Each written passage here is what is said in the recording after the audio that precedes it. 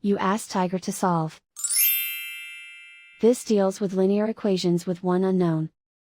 The final result is x equals 2. Let's solve it step by step.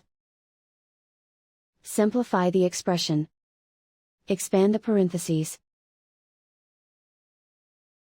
Simplify the arithmetic. Group all constants on the right side of the equation. Subtract 10 from both sides. Simplify the arithmetic.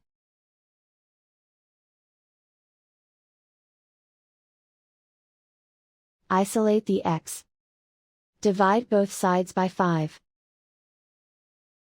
Simplify the fraction. Find the greatest common factor of the numerator and denominator. Factor out and cancel the greatest common factor. And so the final result is x equals 2.